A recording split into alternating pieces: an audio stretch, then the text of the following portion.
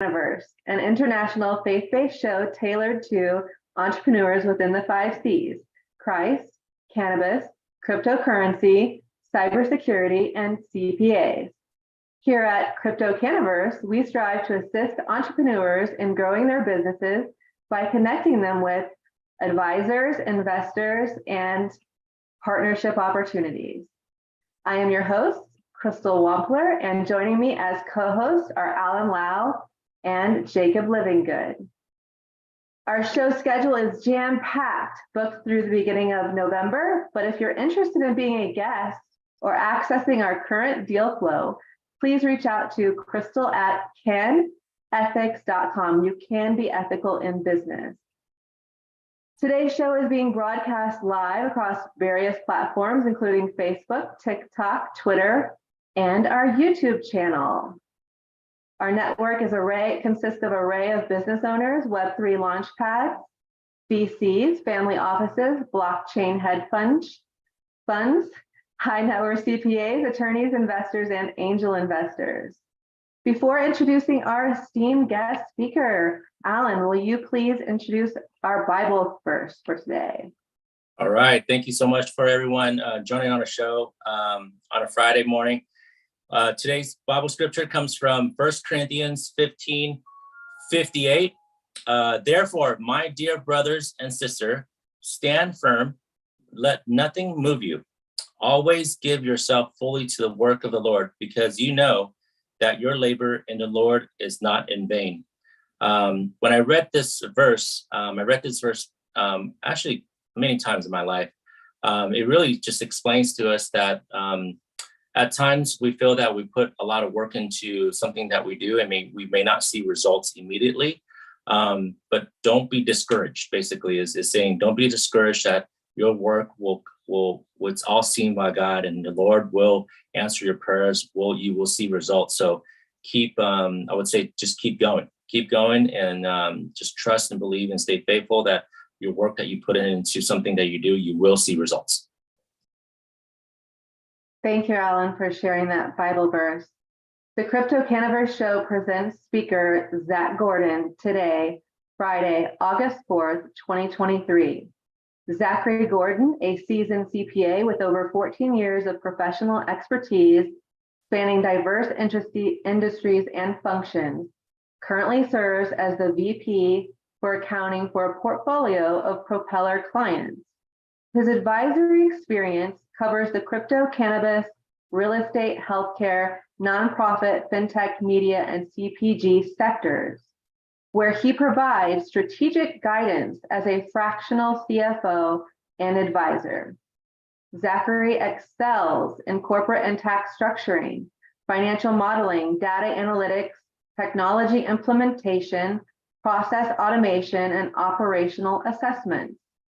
Before joining Propeller, Zachary held esteemed leadership positions, including co-leader of the cannabis and crypto practices at 2 public accounting firms.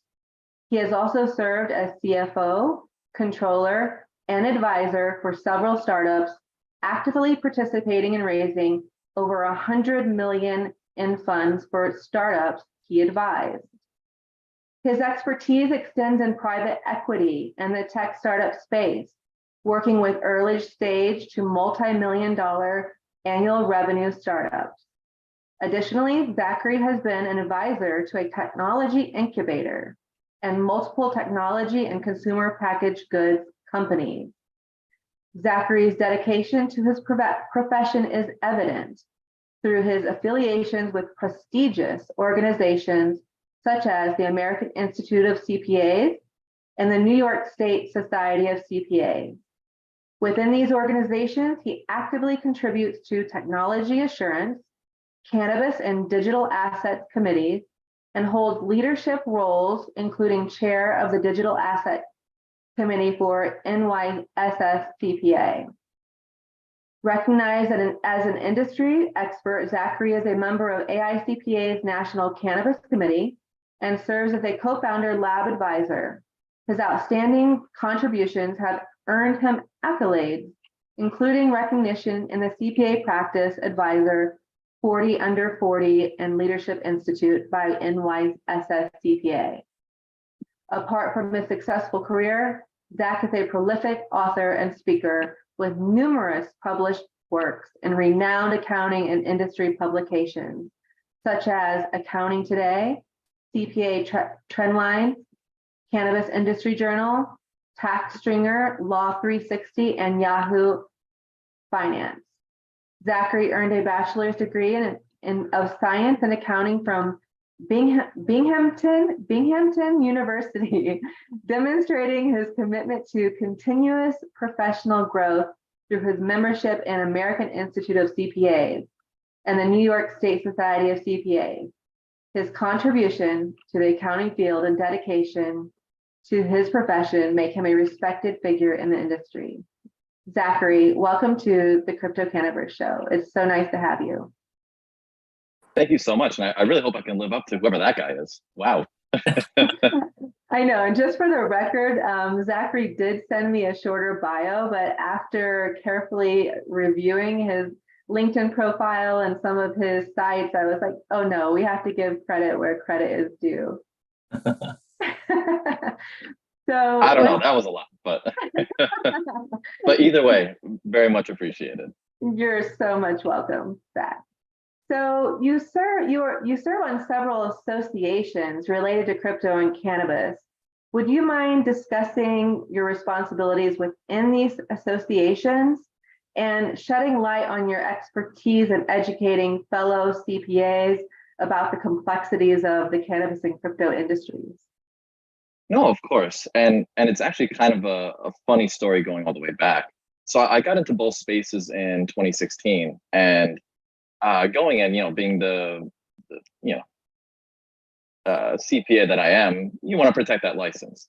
So I reached out before getting too deep into practice, asking the New York State Society, AICPA, various governmental authorities, as a practitioner, am I going to be okay by going into crypto, cannabis, at that point, two very early and, relatively controversial industries, depending on where you sit.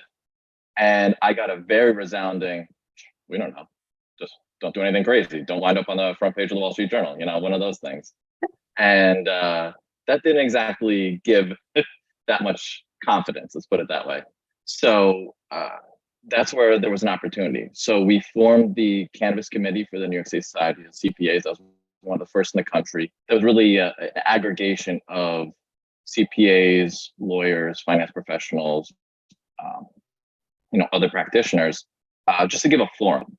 Because I do think, and sort of, what the question alluded to, is we have a sort of responsibility to make sure that everyone who practices is properly educated.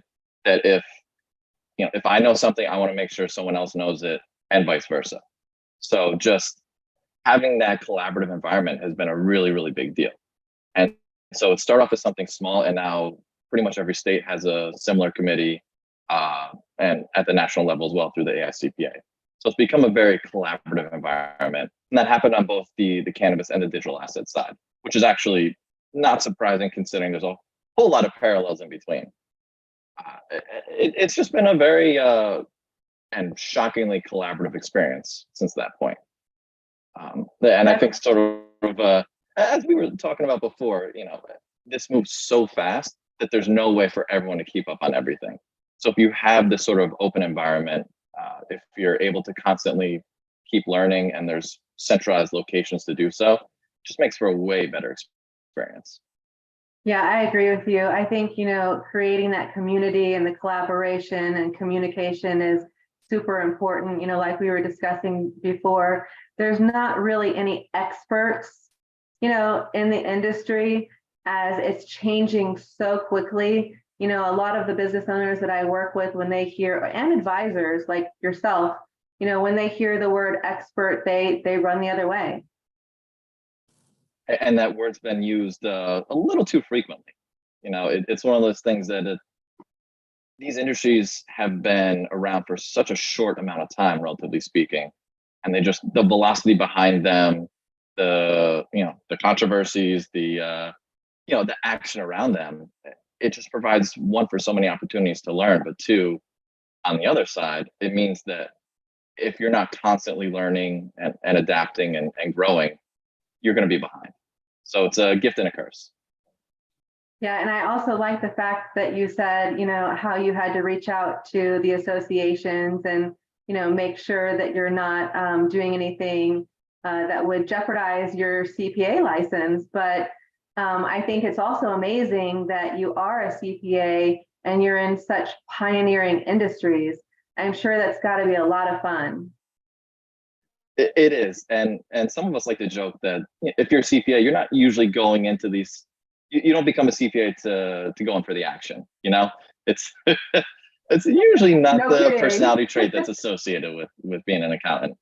But you're right. It's one of those things where I was so fortunate to be able to get into these industries early on with some very interesting opportunities.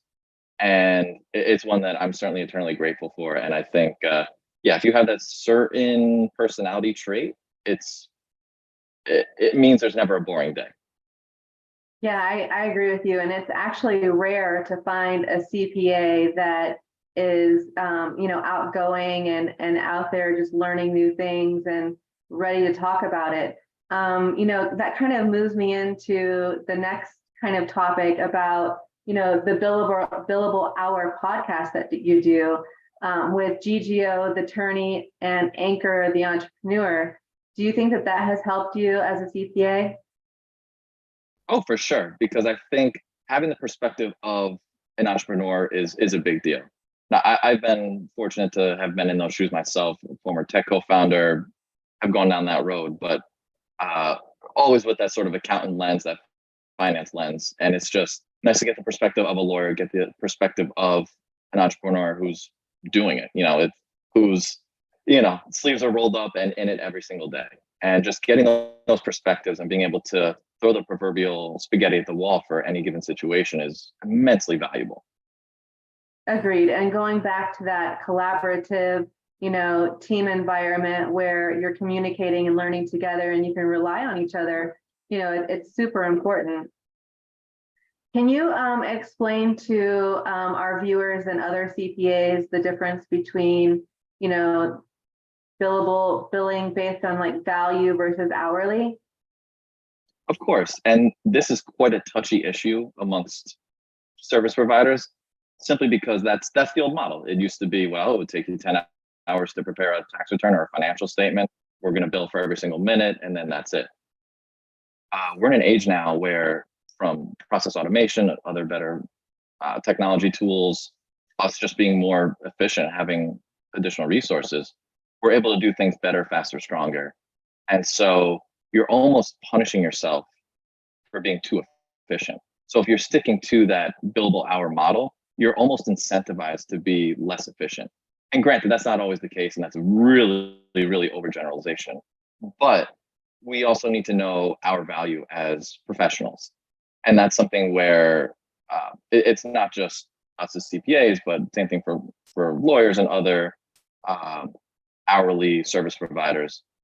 You got to think about the value yourself.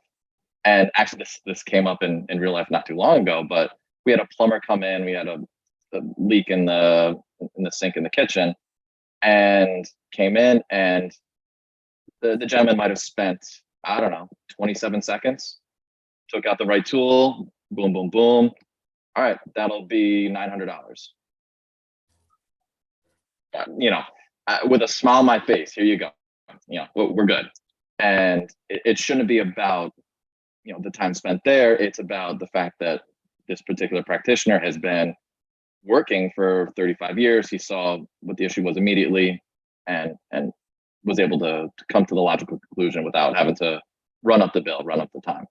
So I think as financial professionals, legal, wherever you may sit, it's a better model. It's more fair to the client. It's more fair to yourself, your team, to come up with what that number is. And obviously that's very subjective. It really depends on what you're doing, how you're delivering, et cetera. But just making sure that you are holding your value. And I'll give a great example from my own past, but developing a proprietary financial model. realistically, you only need to do that once to get the bones together, and then you tailor it for a specific client or a specific situation. That takes out a ton of the physical time that's required to actually do the work. Now, should that economic value not be represented every time you take on a new client? No, it should be understood that the work has been done. May not be, right that second, but it's been done. So I think that's something that clients, if they understand that value, it goes a really, really long way and makes for an easier conversation. Yeah, I have to agree with you 100% on that. Billing based on value over hourly is super important. I have been preaching this to CPAs for the last 4 years. Sorry about that. I have a fire here. No, you guys. I have been preaching that, this for the last 4 or 5 years to CPAs and how important it was. And I just attended the Firm Growth Forum for the accounting today, and they are also, teaching the same thing, that you need to add advisory services. You need to make sure that you're doing it. You're doing it the right way, not hourly, but by value. So, and historically, accountants have been known as historians, and that's obviously a very limiting, frame of reference to work with. And you sort of hit it on the head that, one of the monikers given to accountants is trusted advisor. And so, getting back to that idea is really important, and value billing is part of it, but also not so much just doing a return or doing a month-end close or a financial statement, but taking that work that's been done, using your expertise, and then looking forward, or figuratively, literally sitting at the table and having that productive conversation with the client is a really, really big deal. And it's part of this evolution that I think we're going through right now. Yeah, I have to agree with you on that. Talking about cannabis and crypto, what motivated you to get into the industry? Well, there's never a dull moment, that's for sure. And part of that excitement is a really big deal. There's certainly some monotony to accounting as an industry, and we've sort of talked about that already. But always being able to keep learning and to have that opportunity to not necessarily follow the yellow brick road, but to have sort of an open space in front of us is really exciting and really unique. I don't know if there's really too many other industries where tomorrow's not really known. I mean, considering, well, in the crypto space, the SEC with its various flexes, and I'm sure we can talk about that for a long time. In the cannabis space, talking about each individual market, how it grows, horrible cliche in there somewhere, and expands and adapts over time is different state by state. And in my native New York, it's been quite a different adventure in its own right. And that's another hour conversation we can definitely have. But it is that opportunity, sort of like we were talking about earlier, being fortunate enough to just sort of not trip and fall, but had this unique opportunity years ago when it was still very early on, and just sticking with it has been a ton of fun, and it's been a very collaborative environment, and you really couldn't ask for more. Can I ask, are you a user of cannabis, or do you own cryptocurrency? Do I own crypto? Of course. I wish I owned a little bit more, and I wish I'd held on to a little bit more from back in the day, but man, this conversation would be way different if I did. And then as far as a user, so I actually, one of the other things I do is I run a marathon every year. And so finding the right formulation for joint pain, for recovery, has been another unique journey in its own right. That's amazing. I think marathons are scary, and I only run if I'm being chased. But I do CrossFit every morning. It's important to stay fit, physically, mentally, for your clients. And, in the industry, being in cannabis and crypto for a year is like 10 years in dog years. It's just, it goes by so quickly. It sure does. And that might be on the low side too. 7 years every year. That's how I feel like we're definitely aging, at least. I mean, oof, man. I got some long days and nights in there. I got a few questions for you, Zachary, that I wrote down. Propeller Industries is a strategic finance and accounting partner for venture stage companies. What kind of companies do you work with as a fractional CFO at Propeller? Awesome question, and very much appreciated. I think the best way to answer that. So my focus, unsurprisingly, is on the crypto side as well as cannabis as well. And really, the best way I can put it is, and this is sort of the founding principle of Propeller 15 years ago. If you're a VC, for example, or private equity, and you're going to write that proverbial check, you're giving that company 5, 10, 15, 50, 100 million. You want to make sure there's a couple of adults in the room from a financial and operational perspective to ensure that the capital is being deployed the right way, to ensure that the founders, management can do what they're good at. And then we can come in and basically handle the rest.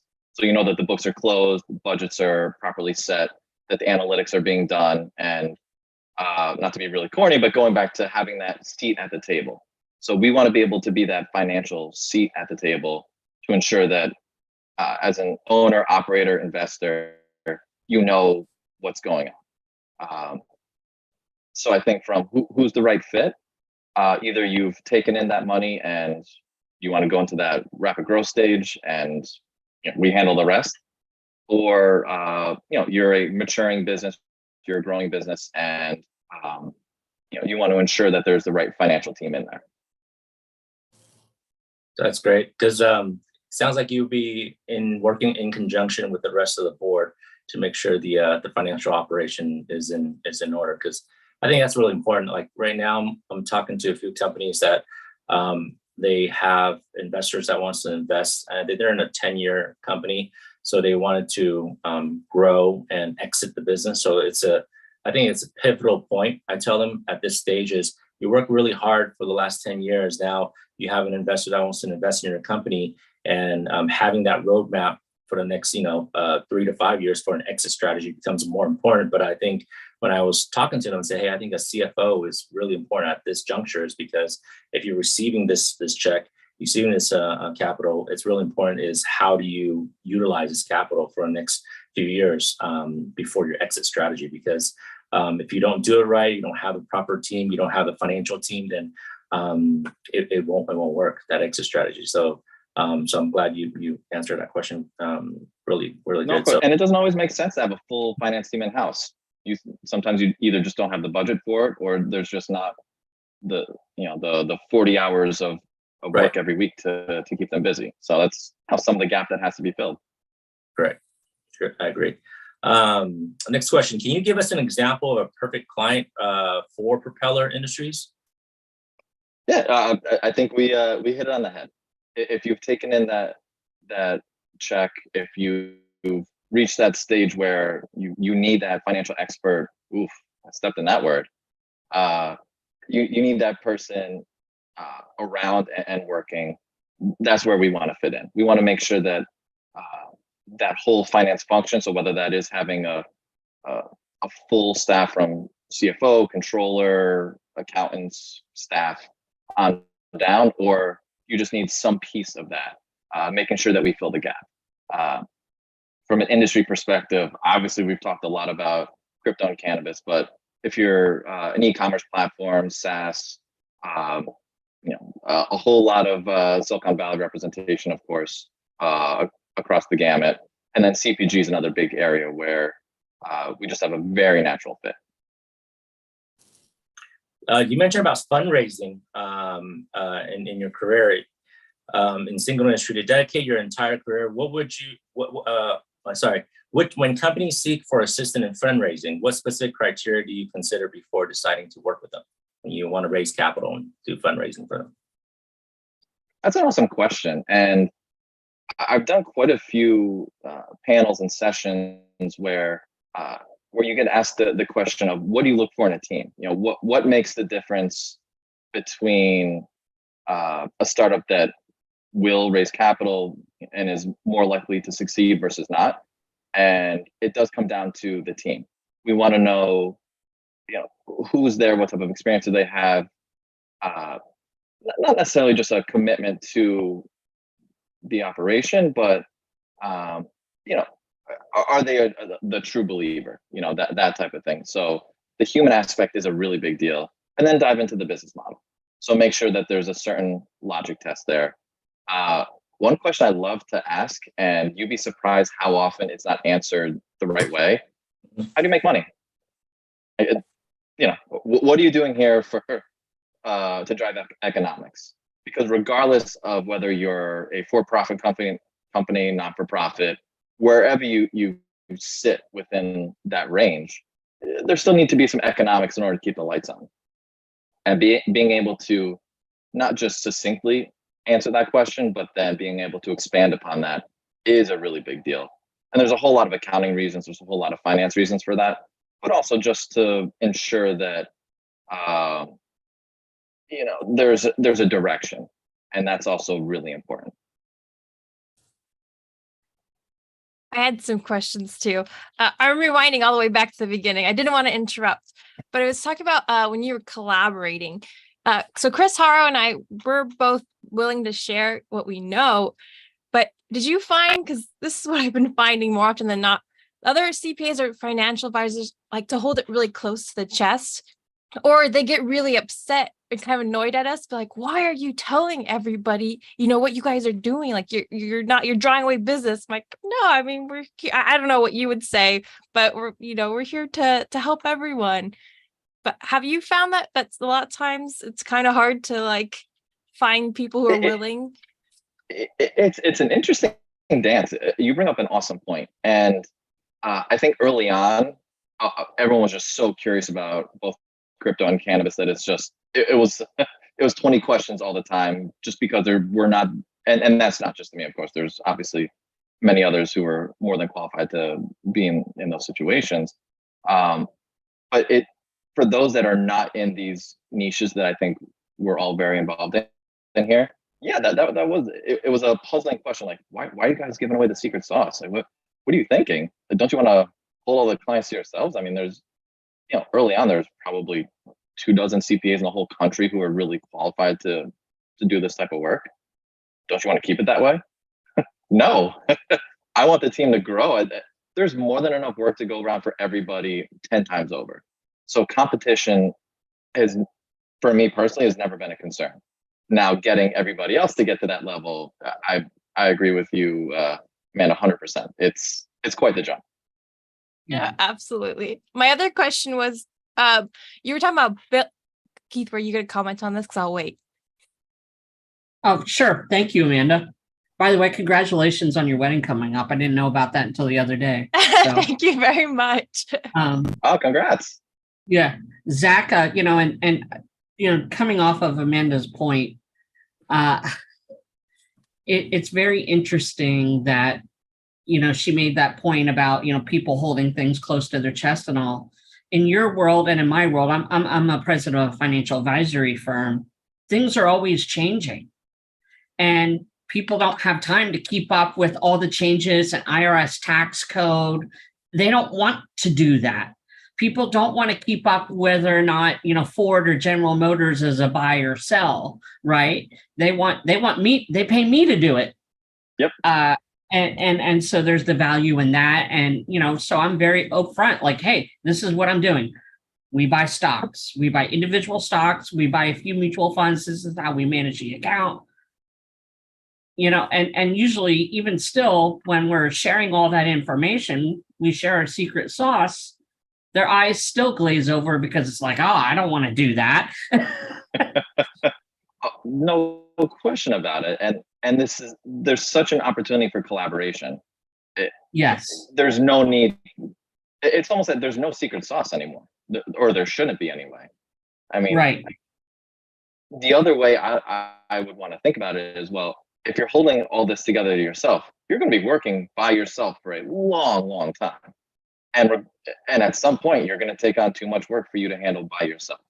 So then that means you're going to have to train someone else up. So either you're making that investment yourself early and you're growing the network organically, or man, you have some work ahead of you.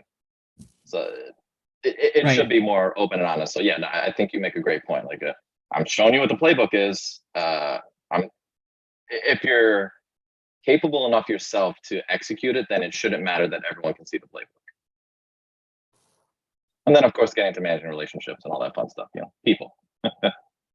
People. So the other question I had was about the billing, because you said you don't want anyone doing hourly billing or billing by minutes. Are you talking about just a one-time payment, or are you talking about like a subscription-based payment? Are these people paying each month and you're providing, or is it they do the service, it's a flat fee for that service?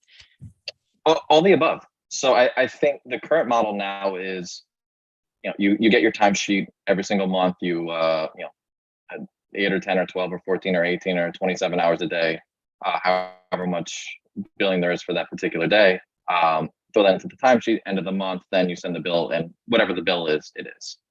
And there are certain cases where that makes sense. If you're in an advisory or consulting space, there are just some jobs that mandate you to go by the hour because there's a certain level of unpredictability or whatever it might be. So there are unique cases where it makes sense. Where there's more value and where the term value billing really becomes more relevant is on some of the more commoditized space. So that tax return, for example, at the end of the day, there's so much good technology available that really lessens the physical effort that should be done if you're willing to learn how to use those platforms. So by saying that, that corporate tax return is going to be $7,500, regardless of the actual time spent, that from a business perspective, there should be profitability built into that. More or less, regardless, it doesn't matter how much time is actually spent. And then for the client, they understand that they're getting a certain value for the delivery of that return or of that financial statement or whatever it might be. And then going to the sort of subscription or retainer or whatever term you want to use, that just makes too much sense to ignore. And I wish as accountants we did that way more. It's finding what the value is, setting a right cadence for developing the relationship with the client. If it's weekly calls, if it's daily calls, if it's, coming up with a safe number and call me whenever you want, that type of thing. It's understanding your own value and then ensuring that the client sees that and then coming up with a payment plan that works. I hope that answered the question. Yeah, it did. Thank you. So I can absolutely relate to the whole the prospect of being a solopreneur and scaling to a point where you now have a critical task list that's 37 hours a day long and it's impossible to manage it by yourself. So my question is sort of a two-pronged question. It has to do with raising in two different sectors. That's why it's two-pronged, right? Because I'm sure raising using equity backed raise with like a safe note or something for UGC content, or not UGC, sorry, consumer packaged goods versus a DAO-like structure in the blockchain sector. What are the sort of what's the fundamental differences between those type of raises, whether that's a creator with IP and an e-commerce venture versus a blockchain project looking to raise capital that's a DAO that doesn't really necessarily have a corporate structure? And what are the KPIs that are needed to be in place? Like what are the, aside from obviously a fleshed out pitch deck and knowing where the financials are coming from, what are the sort of those KPIs that those whales are looking to have those check boxes? What are those check boxes in place for each of those two separate things that would make you a golden goose for the prospect of raising? Oh man, coming out with the haymakers here. I love it. So going back to the first part of that, if you're just going with a safe note, things like valuation become less important because you're really determining the valuation at some point in the future, which ultimately makes things easier, especially at an early stage. So it's more a matter of how much do you need to take in and then what is the future benefit to said investor. And for more traditional equity investment, it's getting to what is the value of the company, making sure that you have the financials to support whatever the valuation is that you come to. On the DAO front, one, I would be very careful, only because now the IRS has recently said that it's sort of a corporation, so we're going to look at it that way. So I would be very careful about accepting traditional capital into a DAO right now without it being a more proper structure, which obviously no specific advice is being given, disclosure, blah, blah, blah. Just speaking hypothetically here. I would want to make sure that there's a certain value prop associated. So if there's a token launch in the future, understanding what the economics behind that are, if it's a more proper protocol, what's it doing, how and when, and again, what does the future economics of this look like? So the structure again would make me a little nervous, and I think you need a little more flushed out structure. So it's not just as simple as having a DAO, but what is there a foundation associated? And then that becomes a little more interesting. Or is there a protocol associated? So is there the lab side to this? It depends. The long story short. Sure. Well, to touch more on the blockchain aspect of it, right? Yeah. Say that the DAO already had a token launch, that the contract was renounced. It could not be changed. It has a diminishing supply with only 1 million market cap. Is it a viable method of raising to instead of, since there's no formal corporate structure behind the project, that you're not giving away equity, but would it be a reasonable raise to give away a percentage of the LP of the wallet that is associated with the marketing efforts, and would that be a way to raise in a blockchain project such as that that would not get the IRS or the SEC to not really like what you're doing?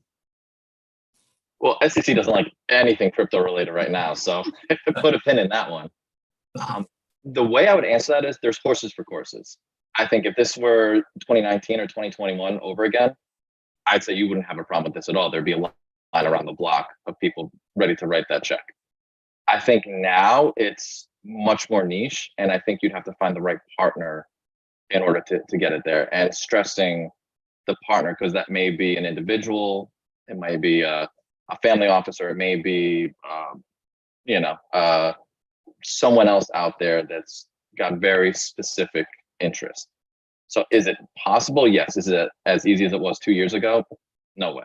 I think 2 years ago you said the word crypto and, oh, here's a check for $19 million. That's it's a different time.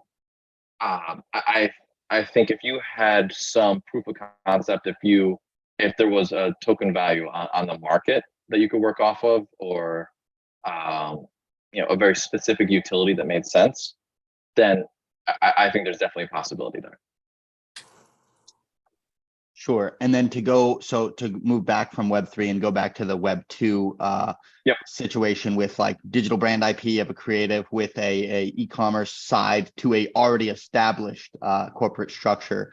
That would just be as simple as having a safe note written up and having a valuation and giving a chunk of equity in exchange for a check that would be used for capital or for product. Well, having gone through whatever. those things myself in the past, they're never easy, but 30,000 foot view, structurally speaking, yes, it should be that straightforward. So whether early stage, a safe note is still pretty common. I mean, get it right off the Y Combinator website. Let the lawyers go to town if they need specific language added. Now, the kicker then becomes the language that's added. A safe note can become very complicated very quickly if you start tinkering away with the language that's in it.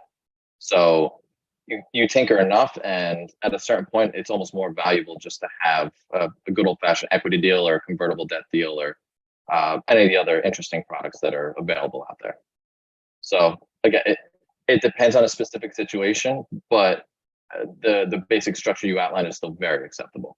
And there's still, the VC market is not what it was, a year plus ago now, but there's still money on the sidelines. There's still deals to be had. It just more stresses, and I think this is part two of what the, where we're going. Knowing your data, knowing your KPIs, having your financials available. So as far as KPIs, it depends on what market you're in. It depends on who your end customer is, but showing that trajectory is really important. So it's not necessarily revenue, because I can tell you firsthand, I have plenty of clients and have dealt with over the years plenty of clients who aren't making very much from a top line perspective. However, they are hitting they're increasing their user base. They are, for like daily active users, weekly, monthly active users, depending on where you are. Utilization of the platform is a really big deal. Again, it really depends industry by industry what specific KPIs are, but you want to ensure that the arrows are heading up. And at a certain point, not that it's less important than revenue, but it's step for step. So you want that positive momentum, and that will make it so much easier than the more existential conversations about, well, we think our clients will like this, or we think there's a user base out there. But showing that you have made data-driven decisions and you have, frankly, the data to support it, that's incredibly important. Cool. And one more question then, and not looking for particular guidance. I know it's definitely a case by case basis, but speaking specifically in the consumer packaged goods space, e-commerce. So basically the question would be, is a safe note or convertible note, or just an equity debt venture-backed raise more efficient? Is it like, what would be the leading indicators of why you would go this route rather than this route? And is there like one that's particularly better than the other? It depends on what stage of the business you are. So if you're very early stage, honestly, that safe note is fantastic. It's super simple. It sits on the balance sheet, and depending what quirks there are in there, you get an investor in very quickly. You get that cash ready to use. It's hard to argue with the simplicity of a safe note. Now, if you're a little more sophisticated, or you're a little more mature as a business, that's where if you can get that strategic partner, it makes a ton of sense to have them as an equity partner. And I think it's one of those things that just makes a lot of sense. Again, not just necessarily taking a check blindly, but having someone who will provide the expertise, the network, an equal partner. Not equal is not a great word, but just having a partner there to go with the journey is a really, really big deal. And then personally, I kind of like convertible debt, depending on the situation as well. Again, it's something that you can give value while still protecting the bottom side for the investor. So if things don't go great, they still have an instrument to fall back on. And conversely, if things are going awesome, hey, they get a piece of the pie. Sweet. Thank you.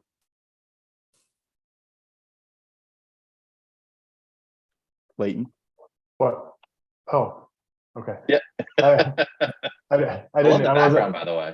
Thank you. I wasn't hearing anything. Well, I had one point and then one question. You mentioned the safe note, and Jacob did too. And I know he's got something early stage going. So I'm assuming there was a little bit behind that question. But it's something that I see often that I don't, especially people who don't deal with a lot of tax, and even some attorneys overlook this at times, but the safe note that's on the Y Combinator uses very specific language for a specific type of entity. And that's something that is overlooked a lot. And, you'll have some people say, oh, it's not a big deal if you use it for an LLC. It just complicates things in the end.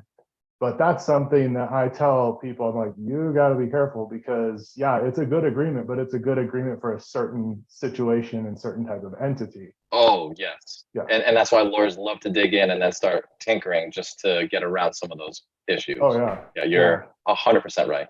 And that's one, like I've created one for an LLC, and it is infinitely more complicated than the one for the corporation. Like, not even. Well, not it even has close. to be though, because sorry everybody if we're going to go too deep into the tax talk, but you start getting into issues of tax basis, it becomes a real problem. And if you start talking about the conversion from LLC to C corp, or forbid going the other way, that just leads to so many complications. And one of the areas where I think it's often overlooked is getting those foundational items right. So making sure you have the right entity type, the right structure, the right documentation to support it. It sounds like you're That's you're on board with that. that's a lot of what I do. So I'm usually the one who comes in and cleans it up, and it's fun, but it's not fun at the same time. So. Oh man, and if we have any advice for anybody watching now, it's cleanup is way more expensive than just doing it right the first time. So spend a couple of bucks, bring in the right people to get it done right the first time. Exactly. Yeah. And question regarding Sure. crypto and banking. A lot of people are either one, running into trouble with some banks if you're somebody who does a lot of volume on different exchanges, and two, there's just like I actually have a lot of clients that would rather use crypto than a bank, and they would like to have somewhere, especially asset protection purposes, a lot of times a place that would be a point of custody for them out of their name, but has the security that they themselves think they have, but know they need. So what is your opinion on doing custody services outside of the US in countries like Switzerland and Liechtenstein? Oh, I think for reasons you just listed, it's really important. If you have any concern whatsoever about the safety or the sanctity of any digital assets that you hold, having that custodial partner is worth every single penny. And I think we're right now just at the very early stages of seeing that market develop, since there's really only a few service providers that are legitimate. It's not the right word, but are sophisticated enough to handle the scenarios that you outlined. Yeah, and in the US, the term fiduciary means something slightly different than it does in just a little bit. Yeah. In other countries, and the custody and banking laws are drastically different. In a word, yes. Well, there's a reason why the US is not, we're way outside the top 5. I don't remember where we fell as far as being crypto friendly from not only the economics, but a regulatory perspective as well. Yeah. And that's for good reason. Yeah. So yeah, I being if I were to put my conservative accountant hat on for a second, I would absolutely want that third party to help secure any digital assets I had, any opportunity that was available. Yeah. And obviously cost is a part of this conversation, but that's pretty easy back of napkin math to determine if you're getting adequate value for that custody service. Yeah. What in your opinion is a threshold to start looking at that type of custody?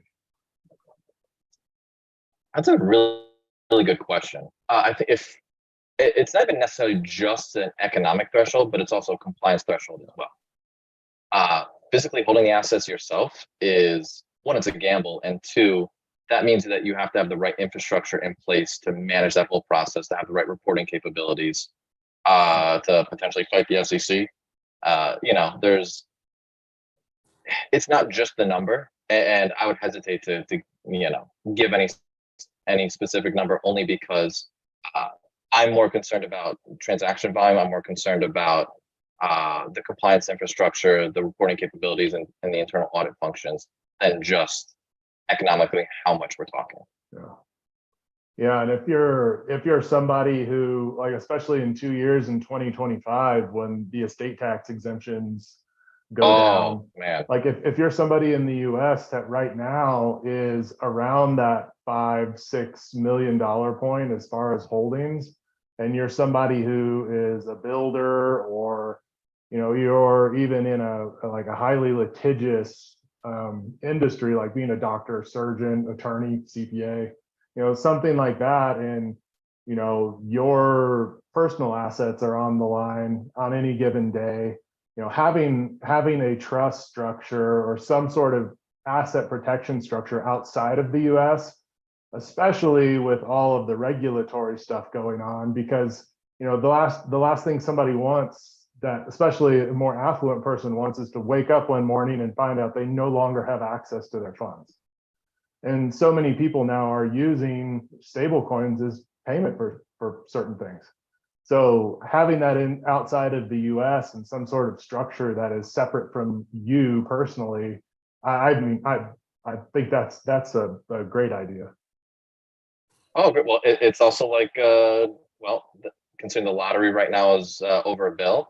Yeah. Don't claim that yourself. Set up a trust. Make sure that you have the right separation from yourself personally in place, just in case you win. You know, it's it's another one of those things that's worth every penny. So I think that's a really, really good point. What's the current state in Clayton? You say estate tax? No exemption for a state. Yeah, it's right below 13 million. Yeah. So yeah, that's definitely a solution to have. And for a couple around 26 million, but they're saying it probably be around 5 million plus the adjustment for inflation in 2025. So that actually, right now, there's not very many people who meet those exemptions, but in a couple of years, especially the way, like somebody like in your position in California, the way property is appreciating. I mean, most people don't know it. You'll knock out half the exemption on day one if you own a home of any significant size. I mean, just a 3-bedroom house in California, what, $1.5 million? Yeah. So right there, that's something.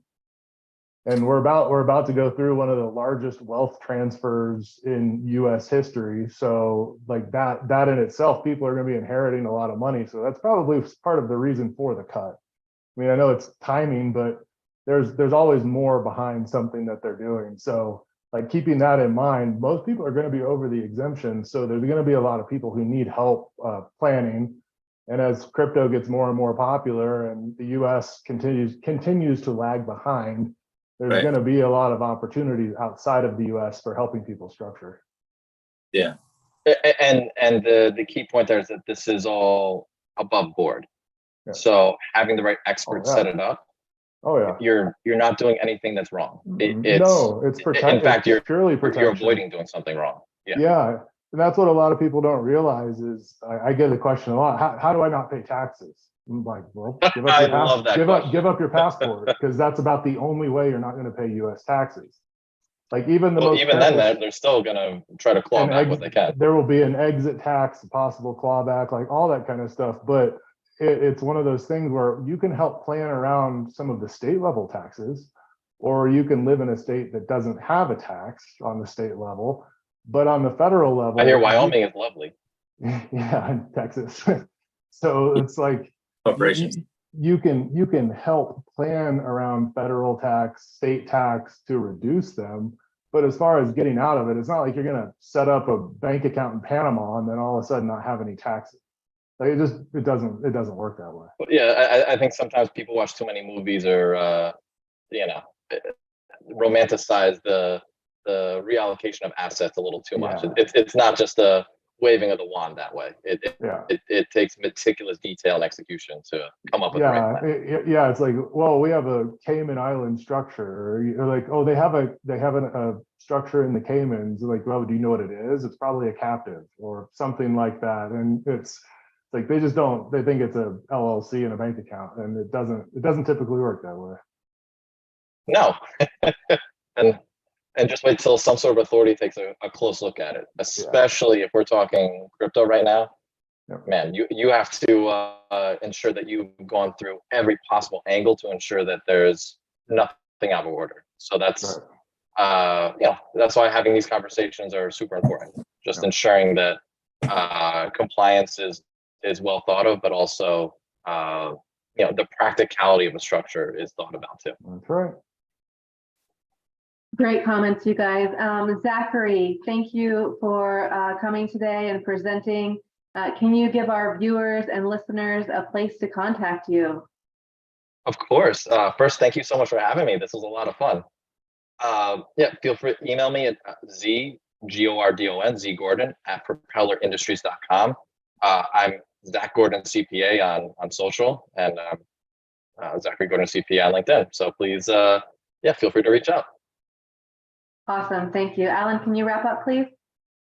Yeah, before I close in prayer, we want to express our gratitude to each and every one of you for joining us today. And we can't wait to have you back next Friday for another exciting episode.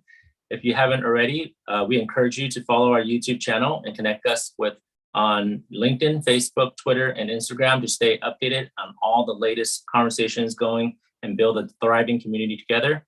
Let's all bow our heads and close in prayer. Heavenly gracious Father, Lord, thank you so much again for another week of CryptoCannaVerse, where we have just amazing speakers that comes on every single week. Thank you for Zachary Gordon from Propeller coming in our midst here to share about his practice, to share about his career and his passion and work that he does for companies, to continue to work through us with your Holy Spirit among us and in all things that we do. Continue to lead the way and never give up on things that we truly believe in. And we know that as long as we put you first in all things that we do, you prepare the road for us all. So continue to be with us over the weekend. And thank you so much. In Christ's name we pray. In Jesus' name, amen.